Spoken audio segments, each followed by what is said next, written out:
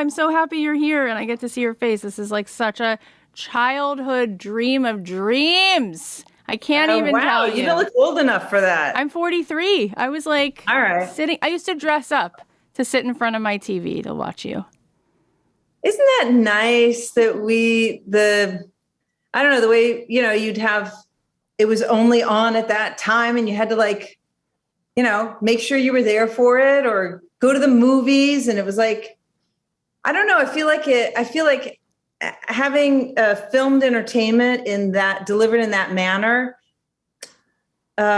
makes it such that we set ourselves up to see it. So, and then we're able to like absorb it better or more fully, or we give ourselves that time is what I'm saying. We're not also multitasking. We're not distracted. Taking in, like, an entire season of something at the same, I don't know. Right. No, and the whole world did it together and we would all talk about it the next day. Yeah. And I can tell you that I remember significantly the last episode of Family Ties. I could cry thinking about crying my eyes out. Like my best friend was like moving away. Like that's how I felt. And I know you guys felt it because you were all crying, but like it was significant. They used to do that, right? We would stay with a show for 8 years or whatever it was. And then it would be like this finale episode and everyone would be like in tears, like genuine tears, because we were a family of sorts. It's so special and so not happening today. Well, now it's much more,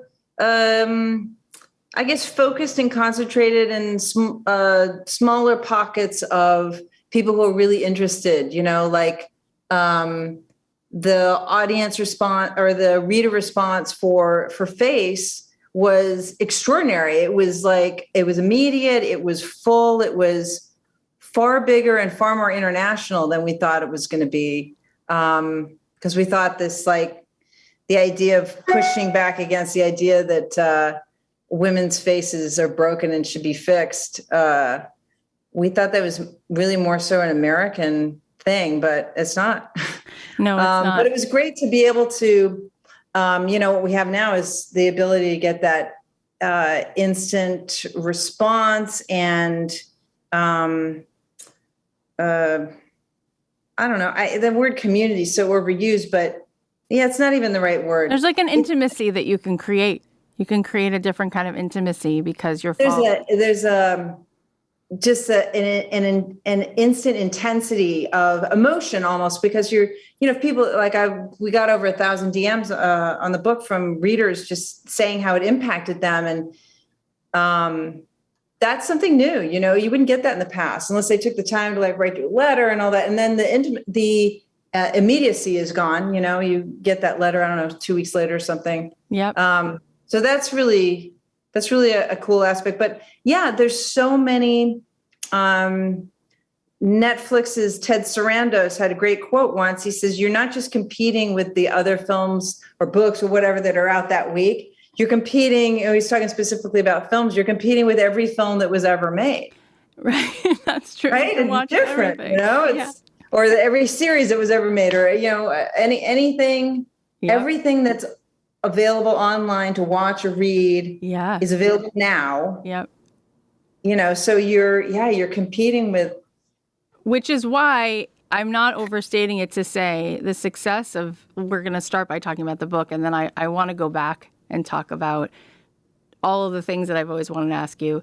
But the success of this book is such a big deal because there are so many pieces of content for people to consume, from books to podcasts to TikToks to shows to everything.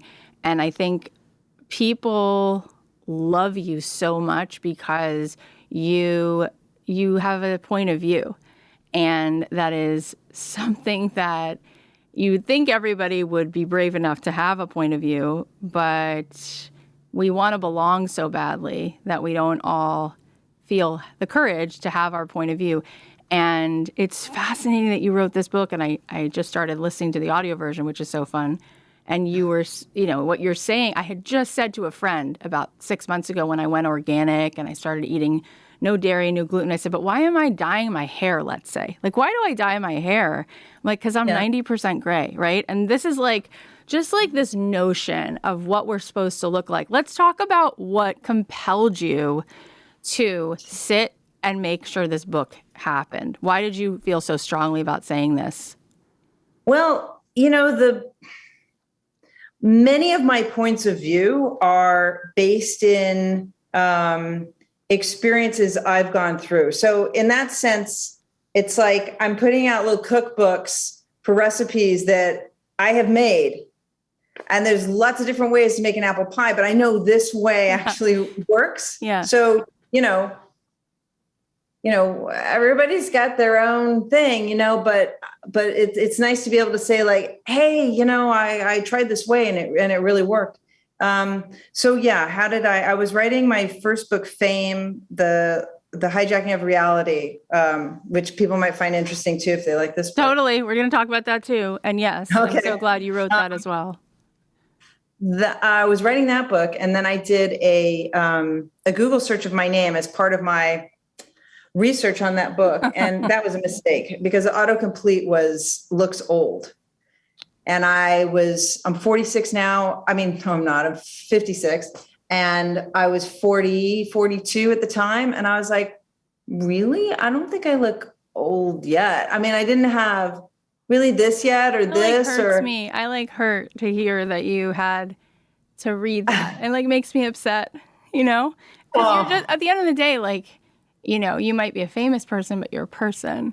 And I can't stand it that people hear these things about themselves. It's it's horrible. It was an interesting experience for me. So I saw that and it really took me aback because I don't mean to sound braggadocious in any way, just like I've always been considered attractive, and I also have brown hair. Yeah, right. No, but I mean, you know what I mean? It's not like, or I'm also like average to average height, I mean, so if somebody said like, she's an extremely short person, it would have struck me the same way. I would have been like, really? I don't, right. I couldn't, but there were so many of them and so few of me that I thought that they must be right because there's so many people saying it. Even the photos they were producing as evidence, I couldn't see what they were seeing. And I thought, oh my God, have I been kidding myself?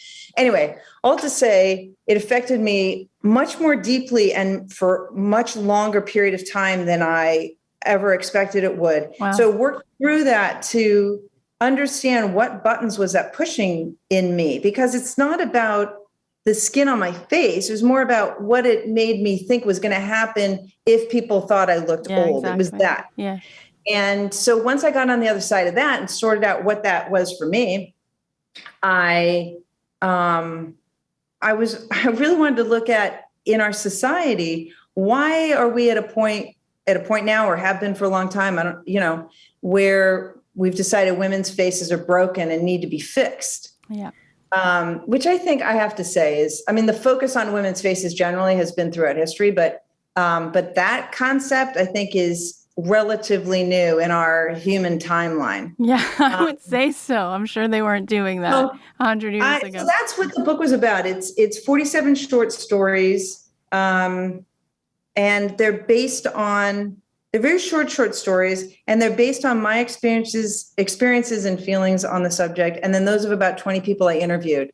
And I would just take people's experience, sometimes, combine experiences from a couple of different people in one of these stories, and just to look at how do we think these ideas got planted in us?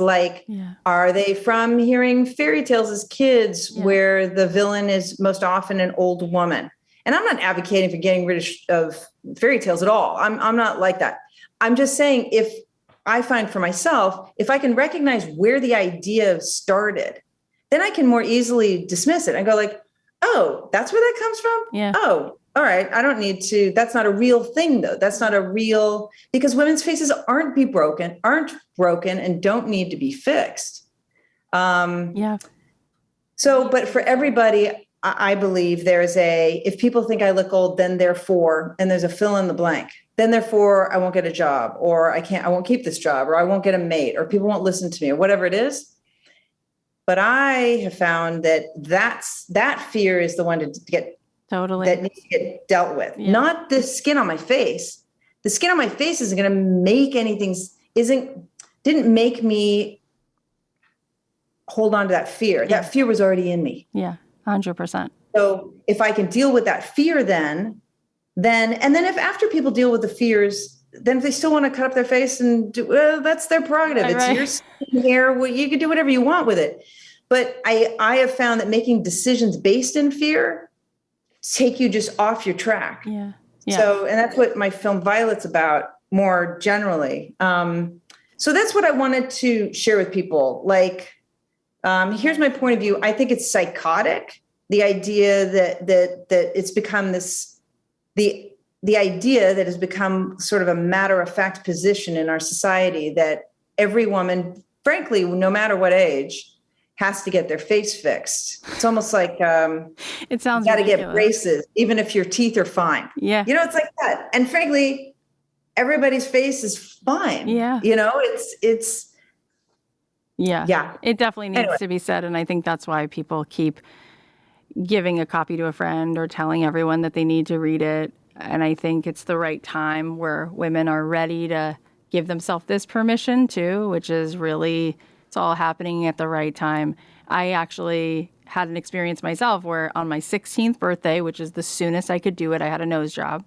And I'm a Jewish girl with a Semitic face, and I had a nose job, my 16th birthday. And I remember when the packing came out, that's what it's all called, it's so gross. And I couldn't wait because on the other side of removing all this tape, I was going to feel so different about myself. And I remember the doctor taking off all this stuff, and my mom and him said, you know, we'll give you a moment and we'll step out of the room. And I looked in this mirror, and the tears just streamed down my face because I did not feel that I was beautiful all of a sudden. And that was such an important lesson. It was so important at that young age to get it, that happiness is an inside job. And it was going to be more about hauling myself to like 10-day Vipassana meditation retreats, which were so hard for me, or going to be with Deepak Chopra for a weekend, or whatever else I had to do to have that dark night of the soul and realize, like you said, that it is so much more about finding out that it's not the outside or a human being's opinion or anything in our environment that dictates how we feel about ourselves. It's 100% possible to find some level of well-being before you walk out the door, regardless of what anyone says. And I think it's interesting that you're the one saying this, because I can't even imagine being 16 in front of the whole freaking world, which you were, and how that allowed you to still, even with that level of contrast that had to be there, that you could be a woman standing here who's so aligned. How did you, it's like you walked through this fire, but you stayed fully intact. Well, I love the film and TV business. It's been phenomenal to me. I have no problem with it all. Any of the insecurities I had were not from the entertainment business. They were all from just other stuff. So yeah, the film business is just the film business. It's just a business. It's just a business. And it's possible to work with really great people. And I have had the fortune of working with really terrific people. And so I didn't gain any insecurities from being in the business. But I hear what you're saying, also there wasn't any social media. Yeah, that's true. There wasn't any social media back then, Everyone's comments nonstop on everything you wore. I have to say, I was telling a friend the other day, it was the comments section IRL though, anytime you went out in public, because anybody could just come up to you and say, you didn't know what, they were going to come up and say, oh, you really watching your show helped me through a hard time. Or someone else going to come up and say, who are you? Oh yeah. Well, can I have an autograph for my kid? Or they're going to come up and say, I something like a little more like a come online, and you're just like, ah, I don't know where any, so, and it's something like going through your comment section, right? You don't know, oh, it's a nice one. Oh, a bad one. That really got me. I was open to that. Right. So that's what it was like being very famous, it's comment section IRL. I have a story about you. My sister-in-law is probably going to be either so ecstatic or embarrassed that I'm saying this, but she's obsessed with you. And she said that she saw you once. She grew up in LA at a movie screening of some kind. And she was standing in line, and you were standing in line. And she's like, oh, you don't have to stand in line. And you're like, I'm okay. I can stand in line. And then you said to her, hi, I'm Justine. And she thought, she's so humble. Like, A, she's standing in a line, and B, she told me who she was as if she didn't assume. I was like, and everybody at that point. So I feel like that says so much.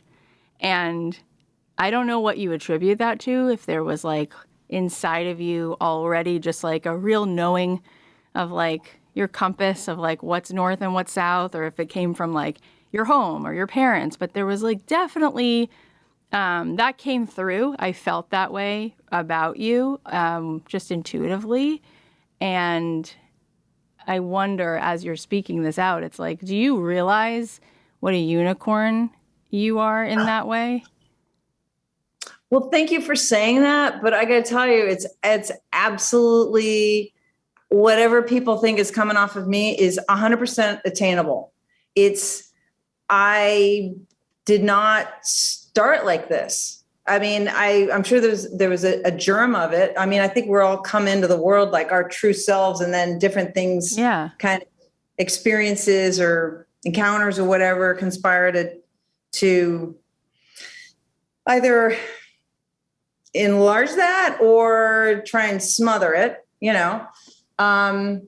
So, but for me, the biggest, I mean, it's been a lot of work, but it's so worth it. And I just saw that it was worth it early on, when I started doing the work, therapy, a lot of journaling, a lot of like, anytime something pushes my buttons, I start writing about it. Or if I'm out to dinner, I'll go to the restroom and like get on my phone and send myself an email, like writing out like what just happened. Because I don't want to spend the whole rest of the night not being myself because my button got pushed. I want to go find out what fear, irrational fear, whatever in me, what just happened there? What did that push? What fear did that bring up in me? And it's really important for me to write out the irrational fears, not the, hold on, that doesn't seem right. Yeah. That doesn't seem rational. Let me judge it first. No, just, I want to get down what the irrational fears are, because those are the ones kind of under the rug running the show. But if I pull the rug back and show, then my rational mind can go, do I really think that's going to happen? Yeah. That's such a good insight for people listening. And for whatever it's worth to people, I know a lot of people have, when I'm going to say the word God, I know that elicits all kinds of feelings or definitions or whatever for each individual. So it's just what it means to me personally, but in the sense like something that's looking out for you, whether for someone else it's at like a higher power or the universe or the sun or whatever the hell it is for you. That's made a big difference in my life too. Like feeling like and I say to people, people go, how do you know that's real? And I'm like, you know what? I can't prove it, but I know when I assume it's true, it makes my life different. Yeah. So I'm going to go with that. Yeah. I'm just going to do it. And, you know what I mean? Well, what's the what would be the alternative? Like, you can assume that like everybody's against you and nobody's looking out for you. And then you can see everything's an experiment, right? You can see how that makes you feel. Yeah. If that makes you feel good. Yeah.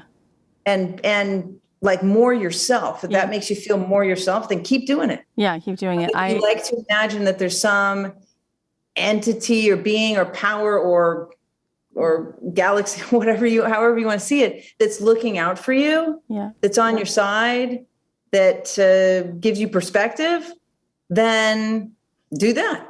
If you like the result, do that. Yeah, it's interesting because I went on a 2-week trip to Jerusalem and when I was 20, just because it was like my college was offering it, a free trip. So I went, and then I went back and stayed for 3 years and studied like Kabbalah and like mysticism. And like I grew up totally secular, not knowing anything.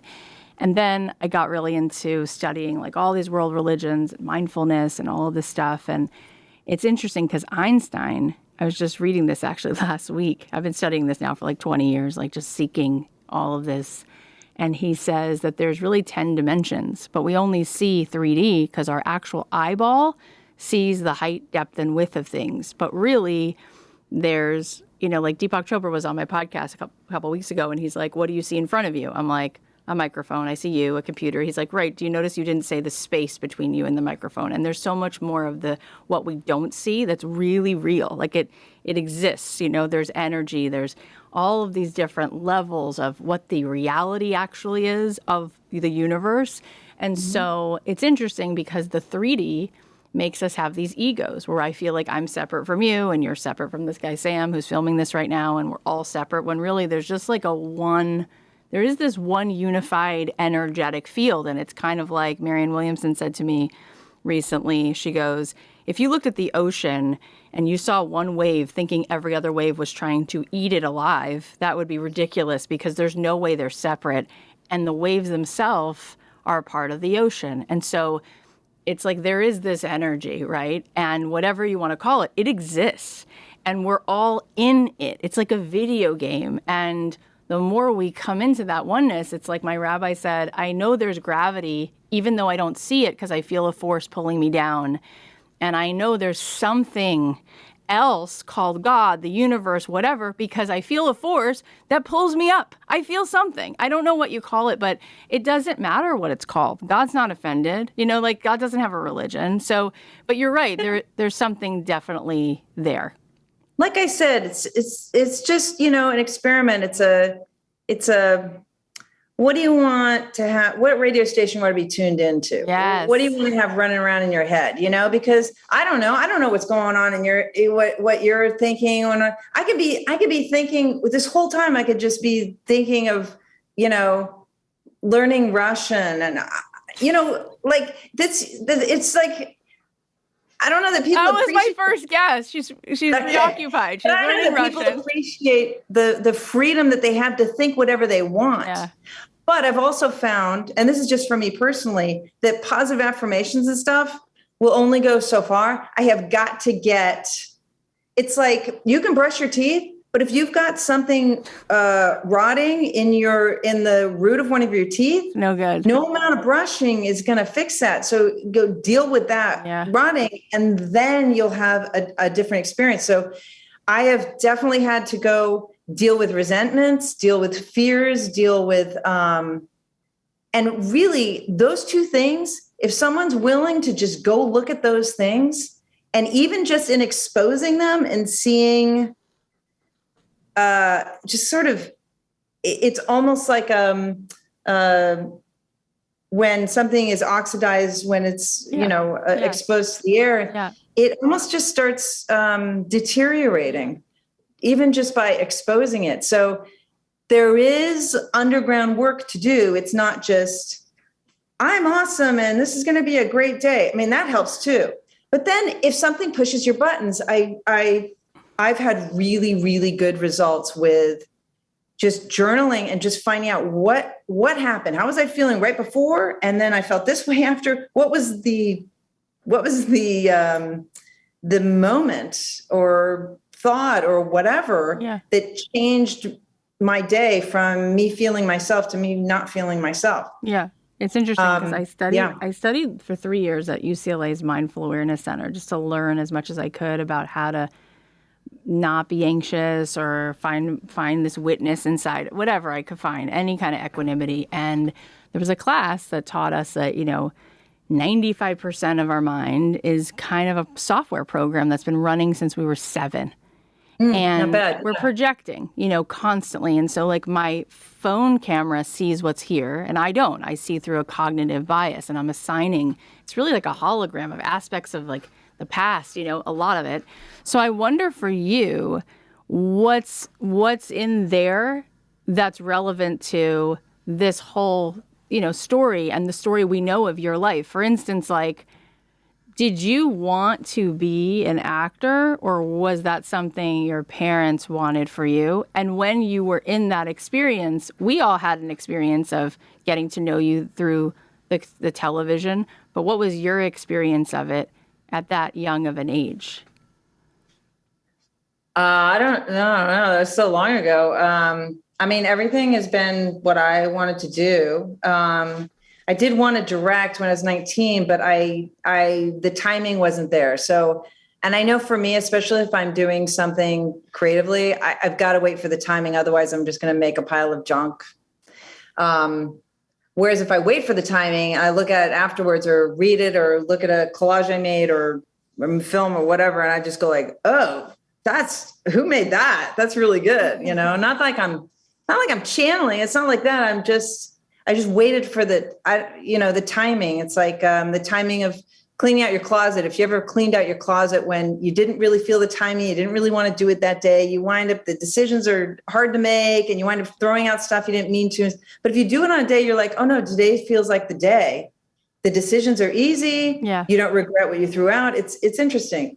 So yeah, I didn't feel that timing until I went to college at 46, UCLA, and got a computer science degree. Oh my gosh, I didn't realize. And when I came out, I thought I would have a certain type of job, but then I realized like, oh, my timing's here to direct. And I had fortunately already written a bunch of scripts that I didn't know what I was going to do with them. And so I started, did the 2 shorts and then my film Violet.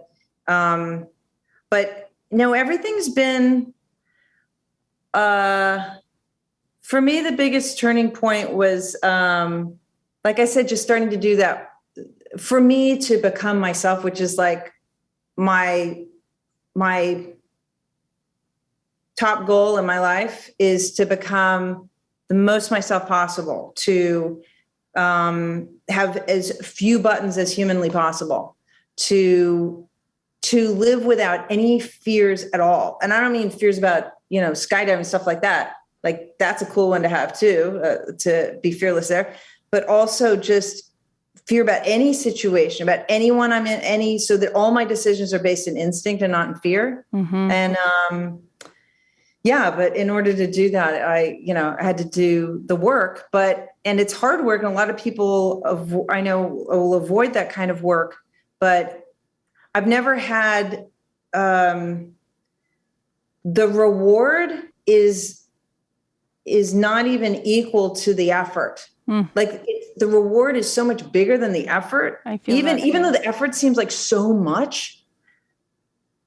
And I guess that's why I guess it's great it's set up like that, because then it makes you're like, okay, I'll continue doing this though, then, even though it's, can be emotionally jarring and confusing sometimes, but like, you're like, but the rewards are really big. So I'm going to keep doing it. I love the results. I think that for so many people listening, they're probably extremely inspired about what you said about timing, because there's a whole other idea in our culture that if you're past the age of, let's say, 30, then it's too late. I didn't start a podcast till I was 37, and you're talking about directing later in your life.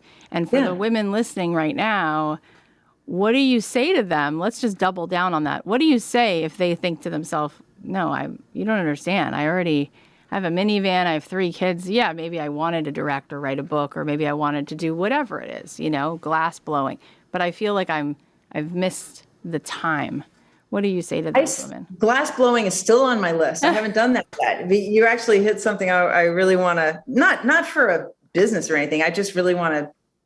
Who doesn't want to be a glass blower? Of course. I mean, it's so cool, right? Yeah, it's beautiful. I mean, all I can do is, I don't know about anyone else's life. All I can do is share what I did and what worked for me. And it was just at 46, I went in as a freshman to UCLA. And I audited first. I audited a bunch of classes first. I would just email the professor and say, can I take your class? Like, not for credit, but can I just take it? Do you mind? Can I turn in assignments and you grade them? And they were like, sure. It was kind of like, knock yourself out. Yeah, sure. TAs are grading it anyway. What do I care?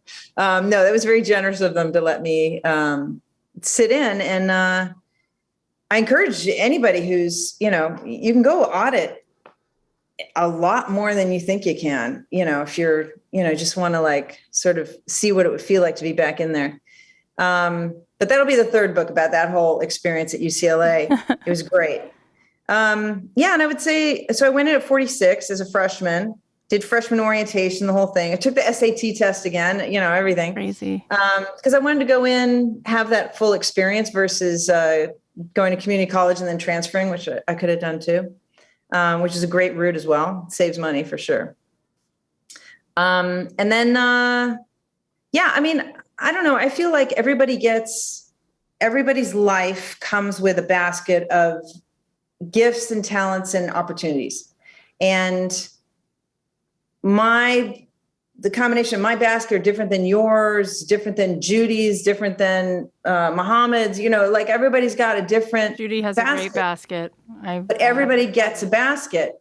And I feel like the more myself I can be, the more I'll be able to see what's in the basket. Because if I'm trying to be someone else, the basket's not going to be as clear. Anyway, I say that to say that my path, faith, journey, I don't know, whatever you want to call it, doesn't care about my gender. It doesn't care what my face looks like. It doesn't care my weight. It doesn't care about my age.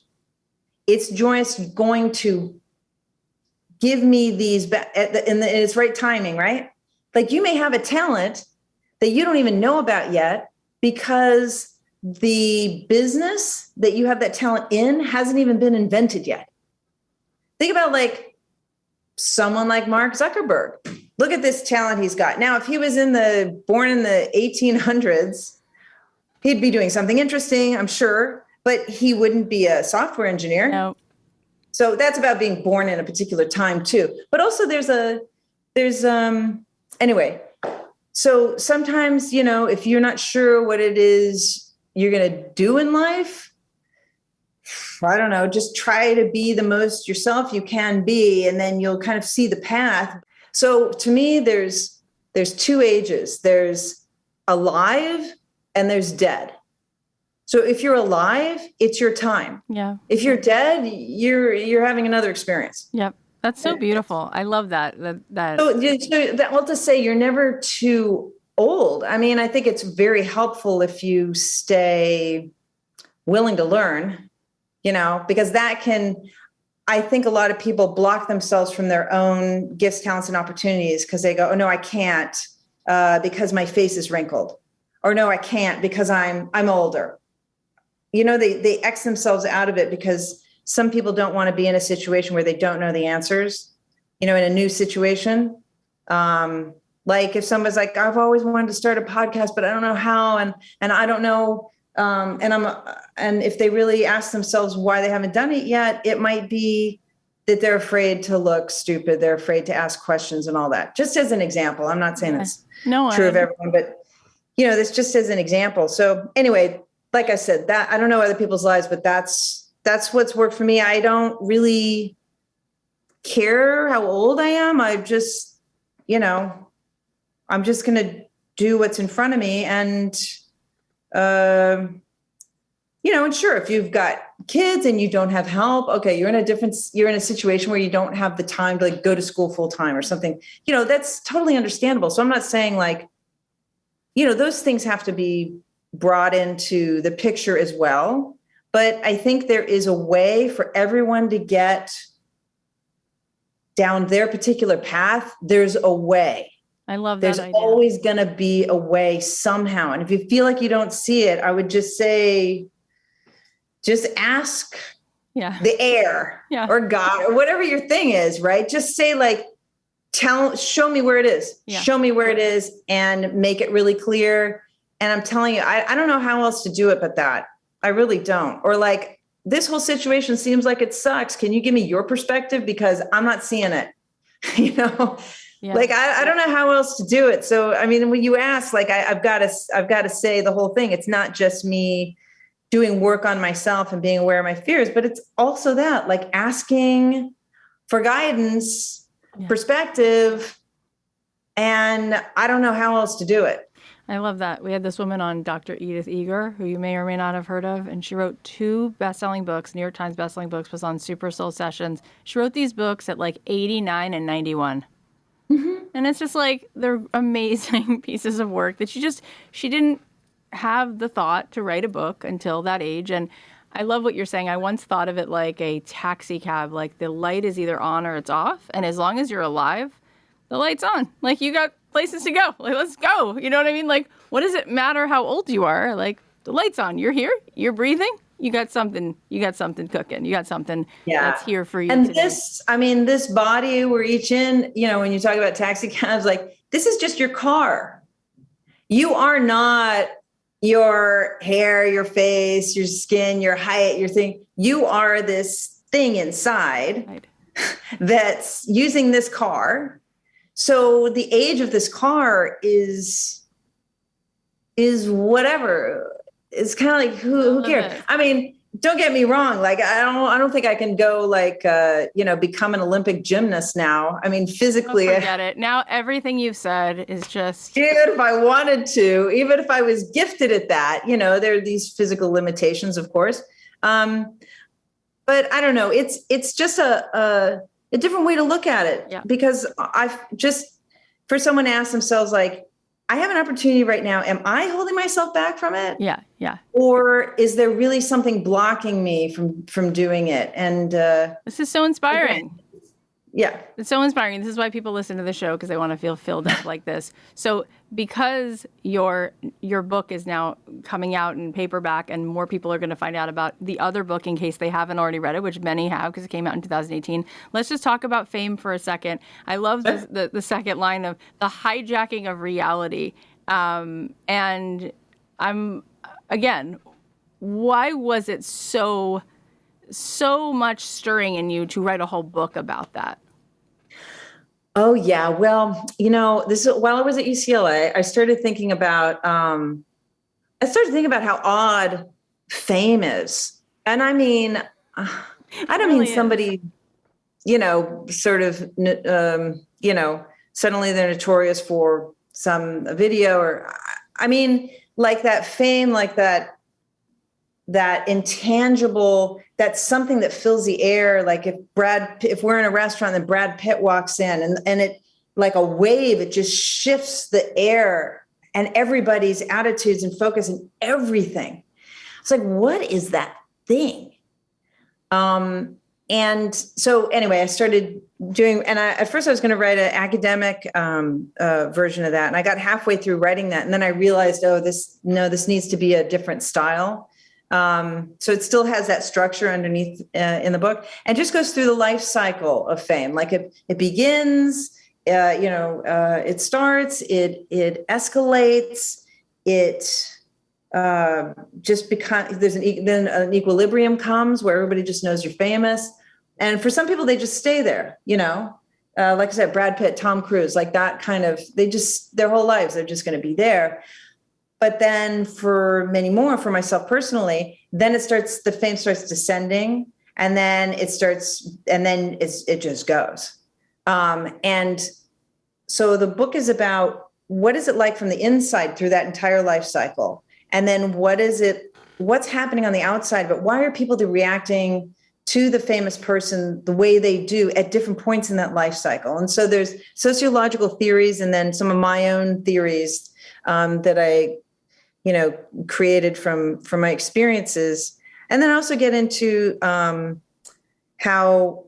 why have we put fame on such a high pedestal, and so increasingly so, as time's gone on, and then the democratization of the seeking of the fame with social media, and how by doing this, we've really quantified others' values, like, how many numbers do you have, right? Instead of qualifying it by actually what kind of person you are, what kind of sense I get from you, when I'm in front of you. So yeah, that's what the whole book's about. And it's written in, it's written in a stream of consciousness style. Yeah. So yeah, hopefully I wanted it to be like I say in the book, an emotional time travel. I really made a point of tapping into emotionally how it felt at different points in my past to give that to the audience. So those aren't ways I currently feel. Yeah. I just kind of, would look at pictures and read stuff and get back into what those moments felt like in order to pass that on to the reader. Can I ask you one follow-up question just to get a little piece of that? Like, because everybody is now glued to this conversation. I mean, what was that like in the peak of it? And do you have more of a feeling of well-being now than you had then? The peak of fame for me was, it was a lot. There were not that many people were famous back then compared to now. So if you were famous, you really were famous. You couldn't go to, say, Disneyland, or if you went to the airport, you'd have to have like somebody from the airline meet you. And I'm not, Ringo Starr, you know what I mean? I was just on a TV show, but that's what it was like, because it was a novelty. But at the same time, everyone wasn't trying to be famous. So I guess it'd be like seeing an astronaut. It's like, oh, wow, that's amazing. There's an astronaut. He's doing something that's different than what we've done. But maybe half those people coming up to the astronaut don't want to be astronauts themselves. They just think it's cool what he did, and they were moved by it or inspired by it or whatever. So that's kind of how acting was seen back then, or, rock stars. Not everybody was trying to be a rock star. It was just, it's different now. So yeah, it was, some of it was, it was just a lot. Like I said, it was a lot to navigate, and it just had to navigate it every day. Anyway, there's more. I better describe it in the book. These two books are just so important for us to read and dive into, and you're directing. My last question was going to be, what do you think it takes to be a great director? Like, why do you think this has become something that people love that you're doing? What do you think a director does that makes something so good? I think if one has when you read about how some of the great directors have made their films, sometimes I was reading about the making of Annie Hall, and how the film is so good and so won Best Picture. I mean, what comedy wins Best Picture? Exactly. But also when you look at it now, you're like, wait, there's so many things that are done in this film that kind of styles of scenes and patterns of speech and stuff that spread. I mean, it was like a super spreader of comedy, that film. But I was reading in there that, originally when they were shooting it, Woody Allen wanted to be a different type of film. But when they started looking at all the footage, they went, okay, well, what is this? What's really rising to the surface here? What's the strongest storyline here? And they're like, oh, this romance. So initially that wasn't even the intended focus. So sometimes a director can find it in the edit. Sometimes, anyway, to answer your question though, I do believe, at least for myself, that I have to have a thesis statement. I have to know why I'm making it. What do I want to get out to the audience? What kind of feeling do I want to give to them? What kind of, not like what I want them to take away from it, like some kind of lesson, though that could be in there, but it's an emotional experience. It's not a college course, watching a film. So I want to take them on, I want to give them an experience rather than have them just watch a story. So for me, if I know my thesis statement, then I know, just like writing a paper, you know what evidence you want to bring in to support your that. thesis statement. And that's then what my film is. I know who to cast because I've got to cast actors that support this thesis statement. I know what the set's going to look like. And I feel like and I'm also writing the scripts, right? So My God, it's amazing. every scene has to have, I have to be able, speaking of college courses, if I was answering questions in college course, I would have to answer for everything. I feel like, why is this being shot at this style of a house? Why are they wearing those clothes? Why is this actress speaking very quickly? And then why is the editing like it is? Is it very fast? Or am I doing one shots? Like, because all of those things, even though you absorb them subliminally when you're watching a film, you're absorbing them and it's taking you somewhere. It's eliciting some kind of emotion, right? So I think if you're not paying attention to those things as a director, you are leaving a lot of opportunity on the table to get your thesis statement under people's skin. So that's what I try to do. It's amazing and then even that you're in the writing edit, and directing. It's just like, it's hard yeah. to believe Am I that you're doing all of achieving it. and producing too, which is that's like your thesis statement is get this done, get it made, get the money, get it made, get it finished, get it distributed. And the same thing with the books, like the format for each of the books is different. And the format for my third book will probably be different again. But it's like, I've got a thesis statement. I know what I want to give to the reader. So what format is necessary for that? Or what style of writing within that format is necessary for that? And yeah. It's amazing how much keeps coming out of you, how many stories there are to tell, how many perspectives there are to offer. And it's awesome that we get to continue to just receive from what's being downloaded. Well, so tell everybody. Without people to receive it, it's just things you just put on a shelf. So That's true. I'm glad that I am doing, writing these books and making these films successfully enough that the receptivity is occurring. Yes, and it is. Tell everybody where they can buy the new version of the paperback version of the book and where they can follow along with you and everything you're doing. That's a great question. Probably everywhere is the answer.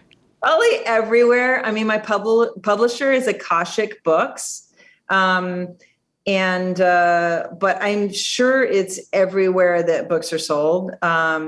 So yeah, it's Fame, The Hijacking of Reality, if they want to read about what that experience is like. Yeah. And then Face, 1 Square Foot of Skin, if they want to, are curious about being free from this idea that, the faces are broken and have to be fixed. And then Violet is my film that's about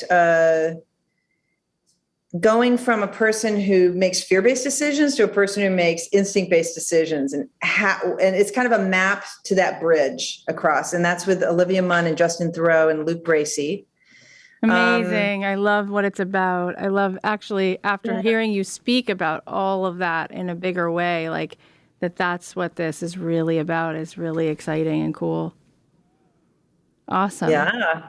I love that we got to hear from you and spend this time with you. I know that you have a zillion other podcasts to do, and thank you for making time to be here. And you're so present and cool, and you have so many fun, cool things to say. And I just love all of it. It's so fun. Like, thinking of you as studying at UCLA at 46 is just like a whole other level of who you are and how curious you are.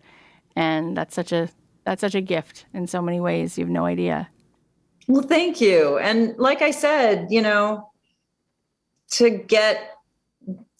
get there from where I was at, emotionally, mentally, in my head and spiritually, like, I didn't do anything special, like, it's available to everybody, anybody who wants to do the work. It's there's nothing special about me as far as getting to that place. It's anybody can get to their version of their true self where there's no fear. I mean, I'm serious, like It's so to true. really get to a place where there's no fear. It's available to everybody, no matter who you are or what your situation is. It takes work, to really look at your, examine your resentments, examine your fears, most especially your irrational fears, and trust that there's something looking out for you. I don't know how to do it without that part of it. I mean, I'm not going to bullshit people. Like I didn't just repeat positive affirmations to myself and bingo, it all happened like that. It's not like that. But if you do those things, I promise you, it's really extraordinary to me that you can be in the same situations, live in the same town you've been living in, or be at the same job, or have the same family set up, or whatever it is. And it can all become completely different. Totally true. Because your perception of it has changed because you've done that work, because you unearthed those things and looked at those.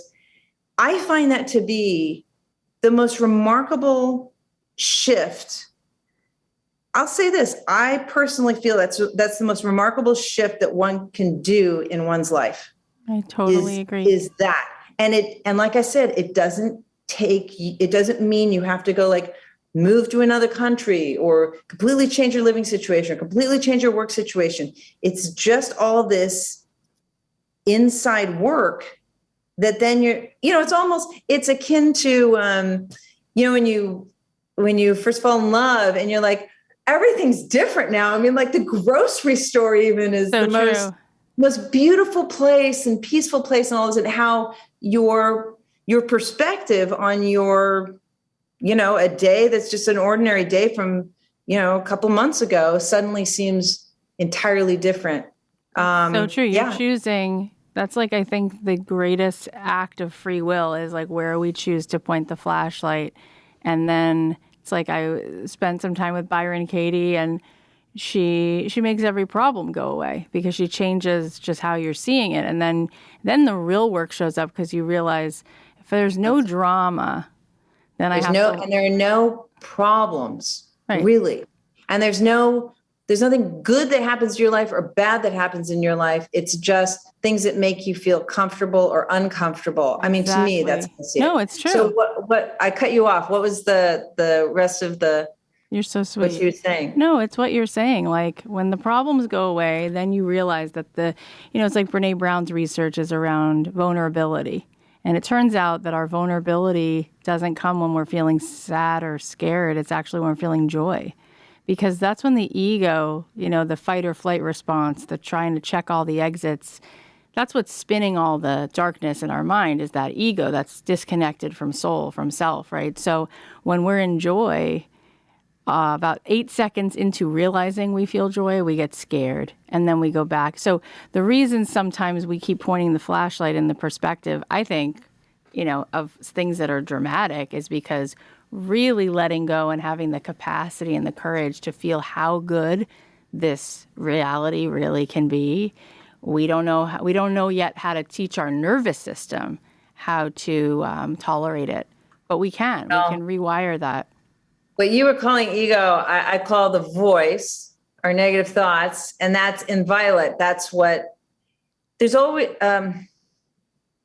something that's trying to knock you off base. And the less buttons you have to push, the less effective that can ever be. Yeah. So I always see it as if I have a thought that's trying to knock me off base, like you said, I go, woo. As if I'm a house and there's doors and windows and stuff. I got a broken window in the back of my house because it got in. How did it get in? And the broken windows for me are those buttons, right? That are caused by some irrational fear I've got. Exactly. So it almost does me a favor. It's I just thought that thought and it made me fearful and it got me, like you said, out of my joy or time or something. Yeah. That's great. I want to know what that is because I don't want it to happen again. Yeah. I want to know what that fear is so that I can sort of neutralize its effectiveness next time it tries to push that button. Yeah. And the thing, I heard this, there was a clip from Batman where the Batman says to the Joker, that's it. Like, I'm going to end you. And the Joker says, no, you won't. You'll never end me because without me, you're not Batman.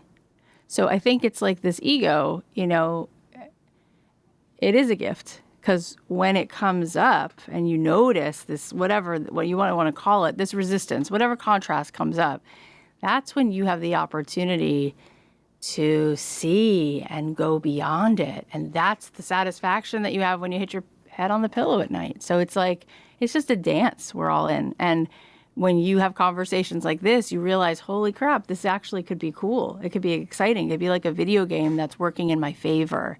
Yeah. Yeah. You know, there's a Jewish mystical teaching that like translates to basically saying, if you took a candle and lit it in the noonday sun, you will not see it. But if you light it in a dark room, you see it. And so there's always going to be 12 hours of darkness, right? And instead of making it a bad thing, maybe it's all for the good. Maybe all of it was good. All of it. Maybe the Joker's working on behalf of like the highest good. That's the thing. Well, this gave everybody so much perspective, and it was so fun to chat about such great, nutritional, valuable things. So thank you. Is there anywhere you want to send people, any place to where they can see Violet or what they should be on the lookout for? Yeah, I mean, Violet is kind of, I should put more links at justinebateman.com, but it's pretty much everywhere you watch video, you know, it's on Showtime, I think, and Hulu, maybe Amazon for sure. And same thing with the books. Yeah. Okay. Well, we're going to find it. Thank you for being so available to have such a good conversation. I so appreciate it. Thank you too for being such a good interviewer. Have an amazing day. It was so fun to see you. Thank you for coming on.